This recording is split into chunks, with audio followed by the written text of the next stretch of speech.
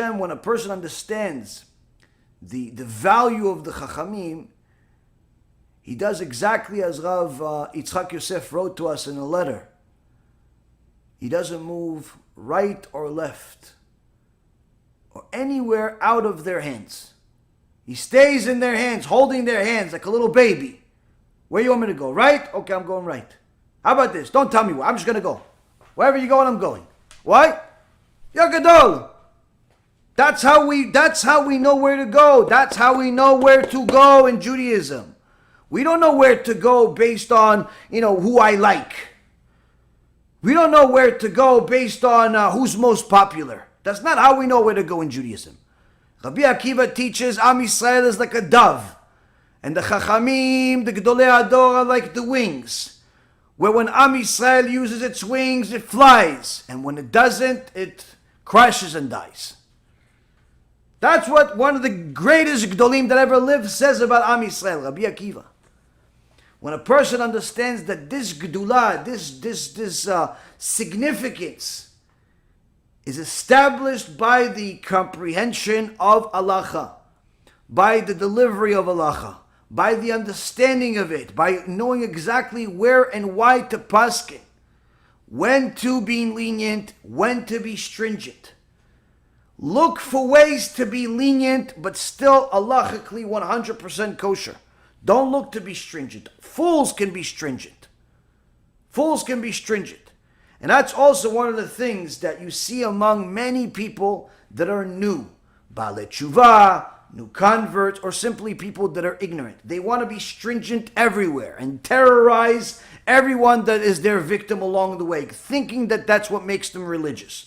Being stringent does not make you religious. Being stringent makes you a fool in the eyes of the Torah if you're stringent in the wrong places. Because the Gemara in Yerushalmi says, just like it is forbidden, it's forbidden to make the prohibited permitted, it's also forbidden to make the permitted forbidden.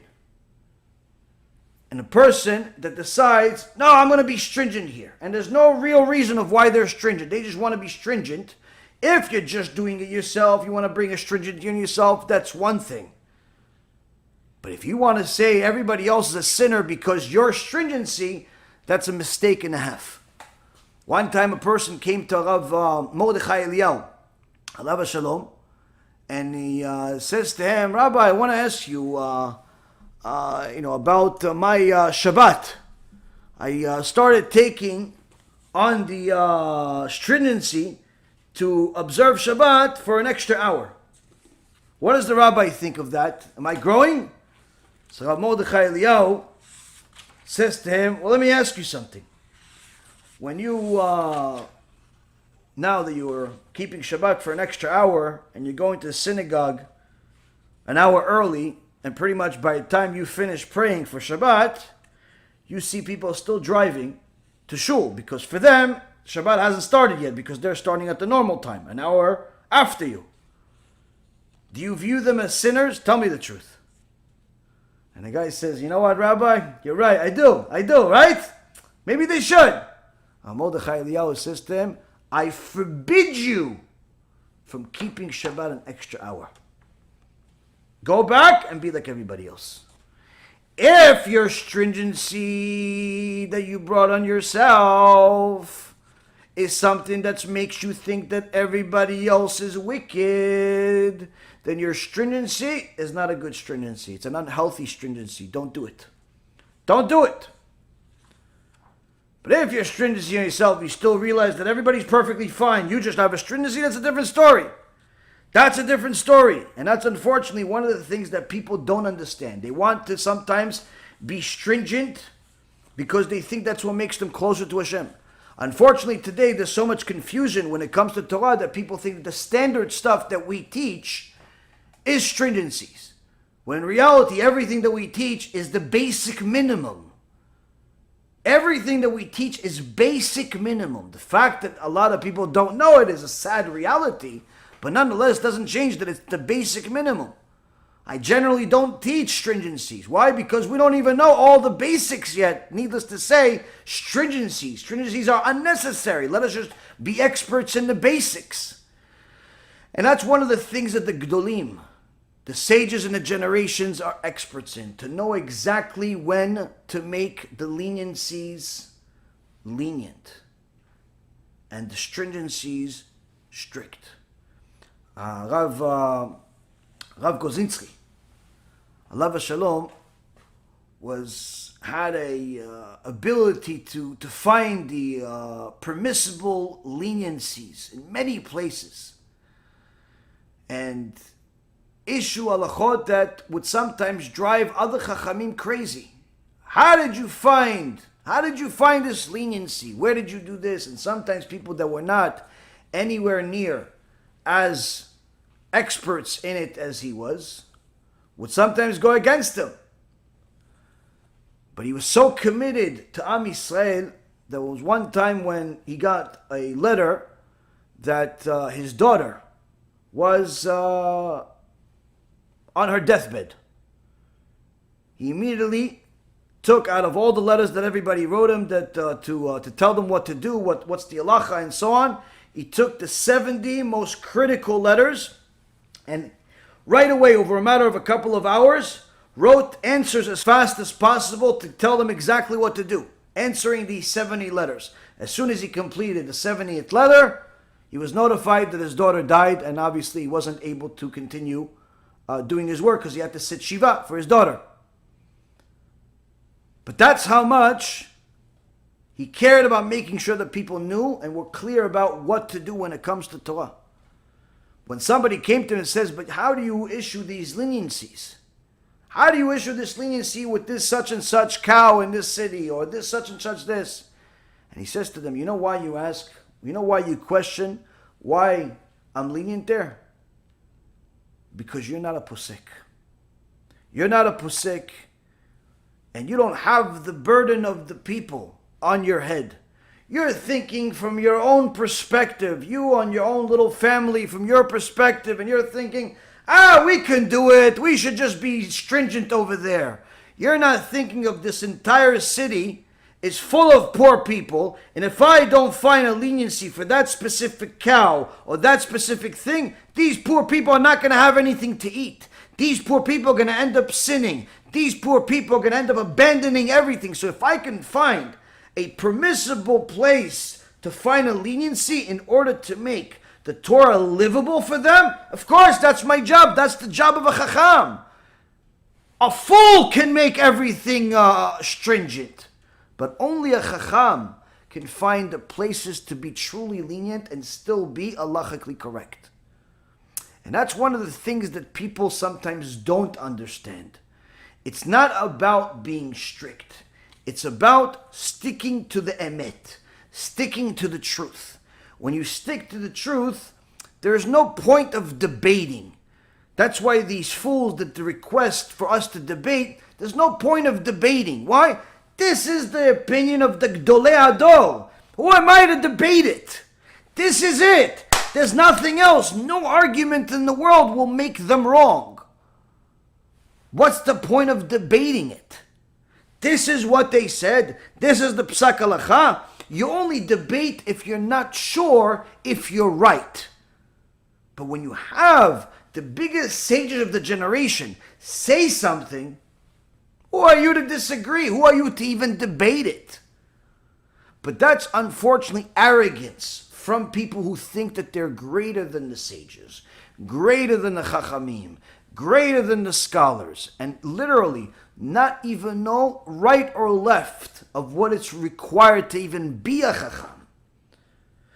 Now, many times, these Chachamim will find different ways to bring salvation to the people, whether it's through their Psak Halacha, or their Shiurim, or different things. We'll finish off with a story that you can find in the Sefer. It's actually a series of Sfarim that were written about Arav Mordechai Eliyahu, the Rishon LeZion in the previous generation, one of the Gedolei Hador, who was not only a huge Chacham, but was beloved by the people like the Aaron HaKohen of the generation. And in this Sefer called Aviem Shel Israel, the father of Israel, in volume number 6, page 264. All types of real stories, real life stories that happen with the Chacham. In this particular story is not something that happened 1,000 years ago. This story was told about 5 years ago by someone that's not only alive, but someone that's famous that you can find him tomorrow if you want. A very famous paitan by the name of Yechiel Nahari. Very famous chazan, extraordinary voice. And he says the story. Yechiel Nahari came to this Bet Knesset, Abu Av, about 5 years ago. And he told this story. And they wrote it in a book.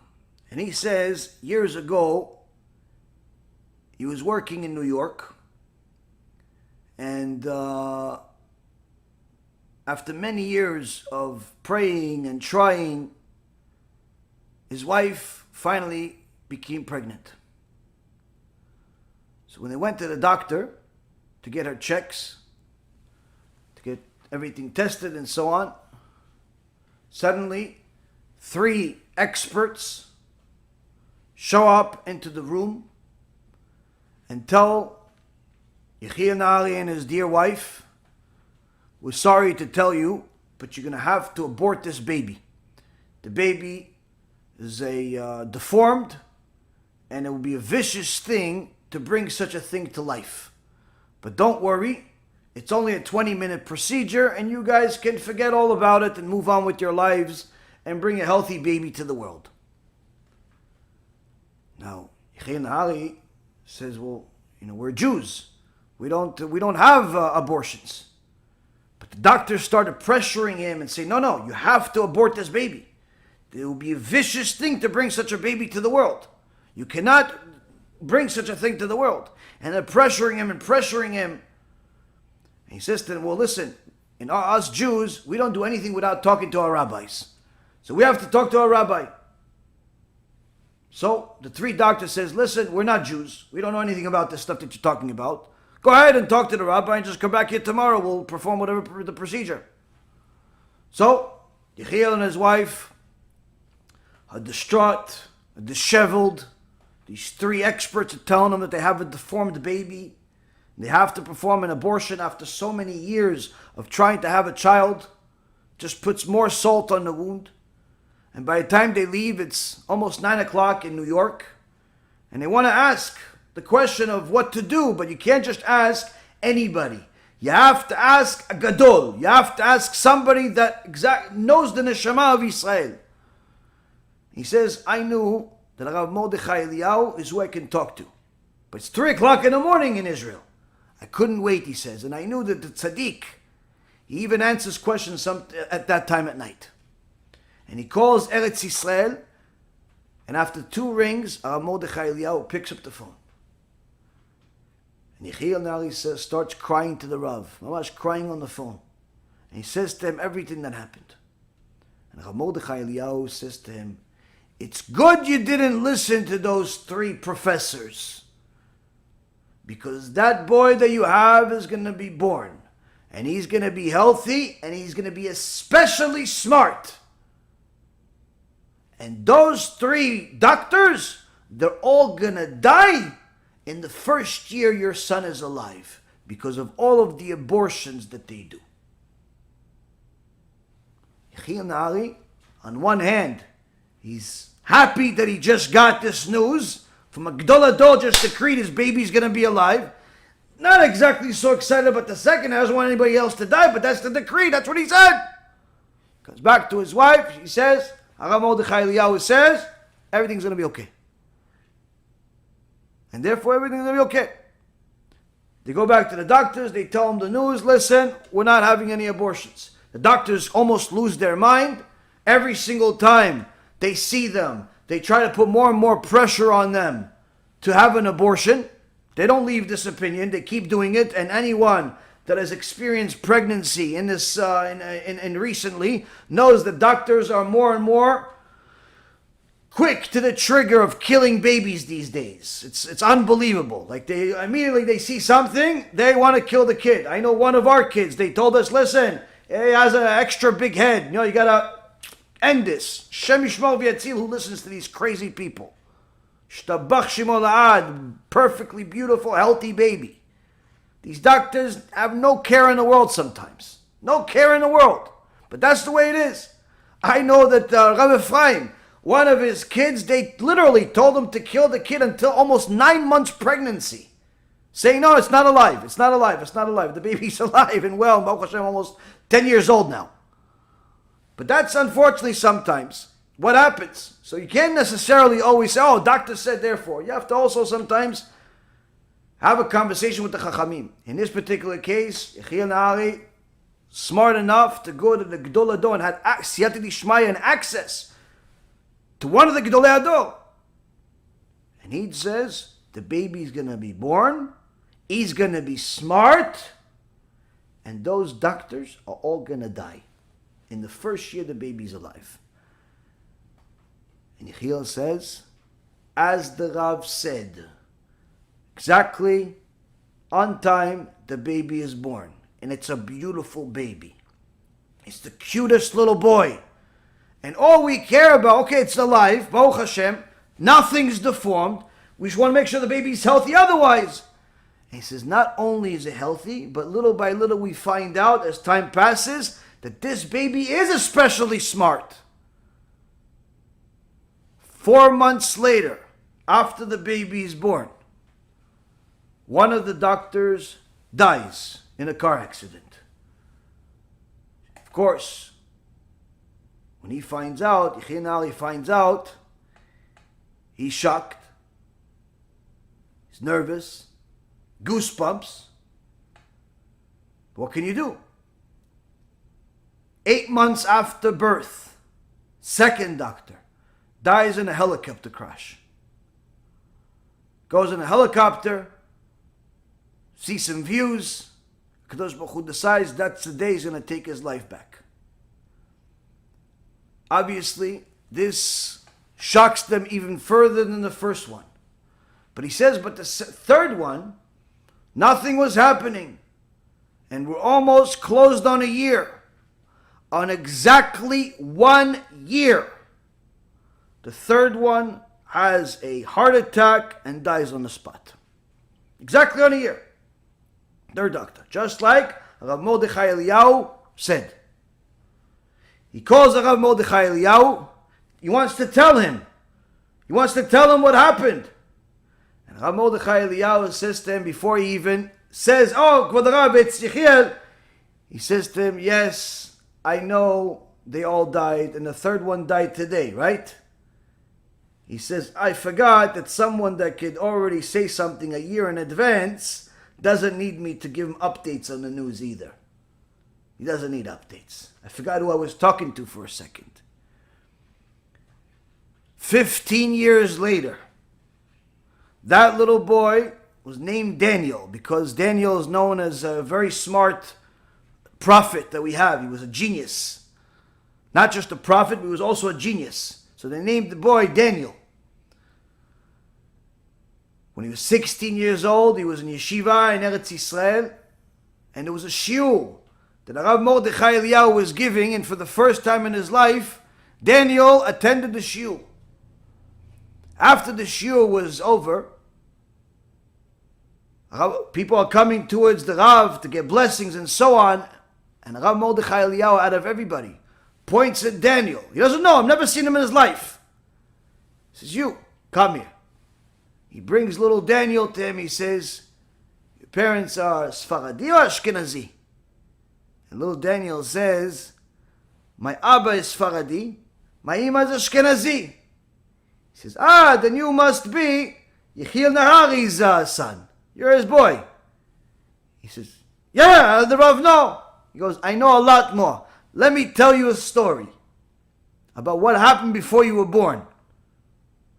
He sits down with the little boy, Daniel, and he tells him the entire story that I just told you.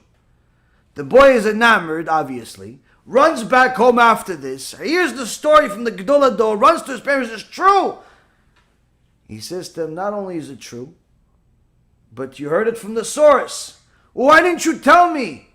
We waited to tell you when you were going to get married, but HaKadosh Baruch Hu wanted you to know it before, so you heard it from the source itself. You heard it from the Gdol Adol. So little Daniel says to his father, so does Rav Mordechai Eliyahu have Ruach HaKodesh? He says, Rav Mordechai Eliyahu has a lot more than Ruach HaKodesh. He just doesn't share it with everybody. You see, Rabotai Karim, our Chachamim, there is no nation in the world that ever had or ever will have such people. Now you may look at a Chacham in the street and not identify anything special about them. In fact, you may even think that they're lesser than you. But don't forget what the Chazon Ish told us early on in this book. Someone that toils in Torah, someone that makes Torah their life, they're no longer men, but rather they're angels among men.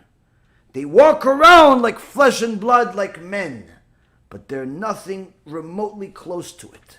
They're angels among men. And these angels, Rabotai, are who we follow. These are the Gdolim. These are the greatest Jews that ever live and that ever will live. There's nothing else that compares to them. Nothing else is even the peel of an onion next to the smallest Gadol among them.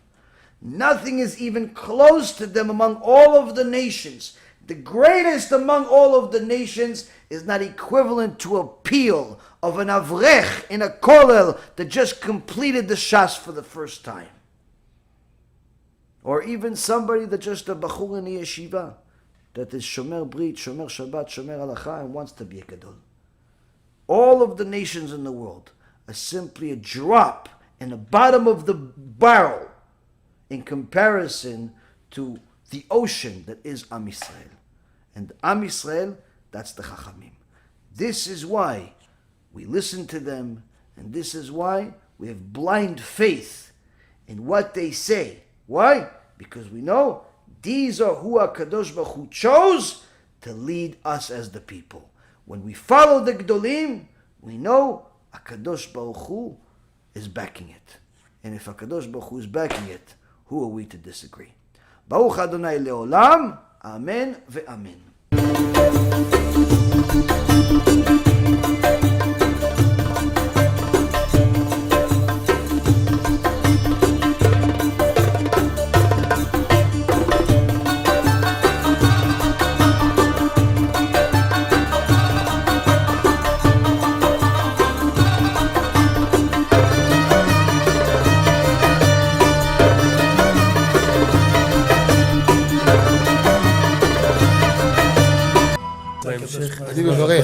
אני מברך את הרבנים, רגע.